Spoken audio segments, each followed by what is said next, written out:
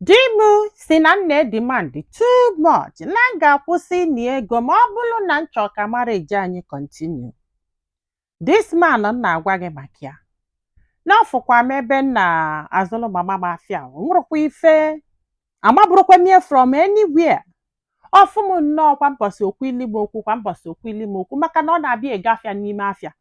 Ịghọta kịta na side ebe ya na-enyelu parents ya aka were ele afịa. Ọ sị m ihe a na-eme o gosi afọ ịmagonu na ọnya ga-agbakọli ya nyanwa ga-ewepụ nyanwa ga-etinye. So fa na-azụ dị afịa zụkata dị afịa. Ọ sị ya na ya laikikwa na ya.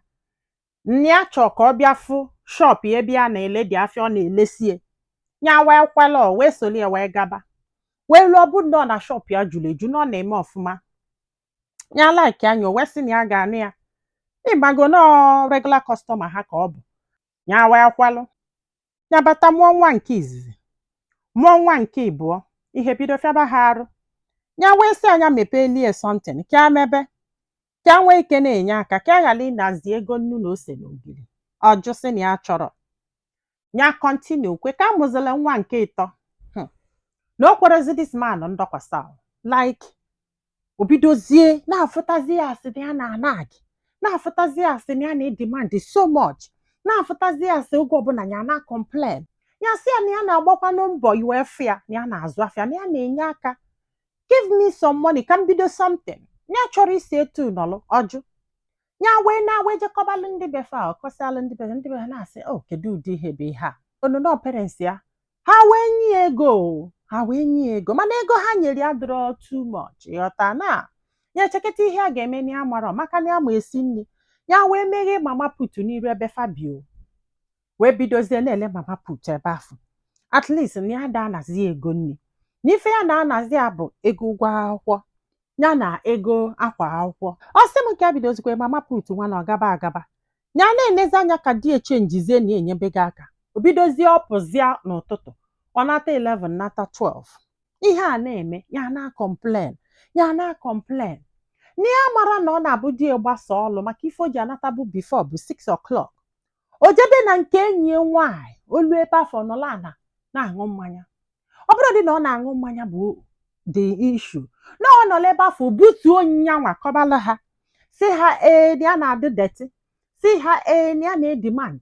Si ha na ya na-anyụsọ ọnyụnyụ. Si ha na ya mụrụ na-etu ka marriage dị. Na ọ bụrụ na ya ma na ya yara anụ nwaanyị n'ụwa na marriage wụ the worst mistake ya mere. Ndị mmadụ wee na-asị ya biko ọ ihe nwaanyị a na-eme gị kpatara ihe anyị na-akọ ka ọ nọ just na-etu isi efil. Ọ sị na nwaanyị a wụ the worst mistake ya mere. Na ọ bụrụ na ya ma na ya ka anụghị nwaanyị na ya ma na-etu ụkwụ ụmụ nwaanyị si eme. Si oge ọbụla fa ọ na-esogharị ya n'ike dike nye m nnu nye m ose nye m ogiri nye m magị nye m nna. Si na nwaanyị oge ọbụla demand na o nwere ka ego inyelie na-ezulie. Ọ sị m maka chi this man ada enyekwu ego within the space of ya mepere ahịa na ọ dị enyekwu eshishi tọlọ ya na complain. Ya da anazi ego nri na-ego ụgwọ akwụkwọ ụmụaka. Ọ sị m ọkọkata ihe a ịmagolunu. Ọ bịara ndị mmadụ egeve ntị ọ na-akọ si chọkwa ili Igbo nke nwere ife nwe na-eli a na-esi akamụ na-esi oh God. N'ebe a na-ele mmanya n'ebe a na-ele nri nwaanyị bie na-esi mama put. Nwaanyị a wee bukete ihe ebukete. Some of ndị na-abịa na shop ya na ya da afụzikwu ha. Nwaanyị a wee bịa wee sị anyị ha ga-agwa gị nwaanyị ibe m na nna ihe di gị na-eme na shop m. Nọọsị na ị na-edemand too much. Nọọsị na ịbụrụ mmadụ. Nọọsị na ị na-adị deti. Nọọsị sị nwaanyị akọkata na nwa ya dagbu isigo na mmanụ ụbọchị afọ maka na ya mara ebe ya nọ. Unu ama ife di egwali anya mere ya ji anata late. Na ọ na-abụ ya nata n'oge ka o ji enwe efe wele demand all those things ọ na-edemand. Ya wee decide ya na ya pụọ ọlụ 5:30 in the morning. Na o nwere ike nwaanyị aka na-akwa kpulukpulu na kitchen ebe ọ na-akwado ife ọ ga-esi. Ya na ihe ọ ga-afụzi ya bụ nye ekolo akpa ya na-apụ. Ịghọtago na ọ ma ngwa okwu. Then before ya anata 11-12 ọ bụrụ na ya na ụmụaka anabago na ọ ma nwefe ọ ga-eji wee gwa okwu wee na-anya ego ụgwọ akwụkwọ na anya ego nna. Ọ sị m nne ya wee in fact na idoro ready for marriage wee bịa n'ụbịa. Kedu ife iji wee bịa n'ụbịa ebe idoro ready for marriage? Ọ sị ya na ya mara na etu ka marriage na-adụ. Na ọ bụkwa na etu ka marriage na-adụ marriage gbakwa ọkụ. ọ sị na ọkakwu mma ka ha gbasa aka ka ome wee gwa papa nyanwa wee jezie gwakwa papi ya bifo papi ya wee kpọọ nya wee gwa bia okwu gwasị anya na ife ọgwa papi ya bụ na ya chọrọzi na ya ga-anwụ n'oge erugo na ya kọntinu papi ya wee sị ọ bụ na ọ chọrọzi ya wepụ okwu kọt ka ọ gbasaa ka o jebele onwe this man wee wepụ okwu kọt mana papi ya gwarazi ya na ọ ga-akwụ child support o ọ marọ o nwere idea child mana this child support pụtalụ na be anyị ọ bụrụ mmadụ niile ma maka ya o wee wepụ okwu kọt si na ya chọrọzi n'ife achọ bụ nwaanyị andụlụ ụmụaka na ba ya chọrọ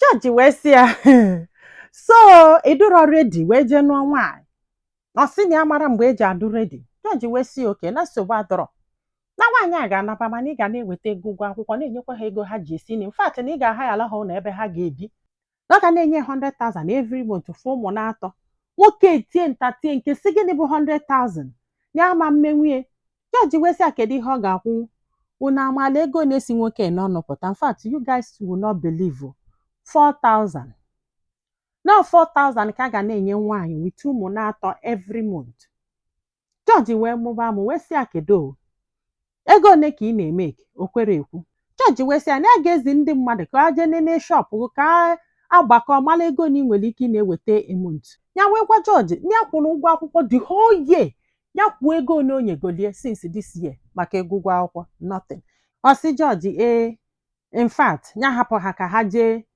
ha jee settle all this thing ego oninu nwa ọfụrụ ọ ga-enye nwunye o jikwa aṅụ mmanya o kwa mbọsị ọ ga-aṅụgide mmanya na-egonye ndị mmadụ mmanya according to the woman ọ yọbakwa biko sisi nye tai na ya marọ na-etu ka ọ na-arụ na papi ya gwara ya na ya ga-akwụ child support onye ọbụla wee chebe ọchị ya ji wee sị so uche gị na-agwa gị nọọ ịpụta nnọọ mgbe o ji sọ gị chụpụ nwaanyị ọ sị nọọ ihe ekwu ịchọghịzi nwaanyị anaba ya fụsị ndị chụ nwunye ha one n'ime ha na-akwụ child support ya marọ na child support dị ya this lady sị m na ọbịa kịta na-ayọ biko si ya ga-echenji ka anyị ebeze nye 50,000 every month ma ya nọlụ ka anyị ya na-abọbili ya wee sị awa ya chọrọ n'ife ya chọrọ bụ 100,000 ya ekwugoro na 100,000 plus mama put ya na isi ya na-eme ọfụma na ọ ga-ezurie ya tago ọ bịazi na-ayọ ndị be ha o it's not like this man adịghị eme ego like I don't understand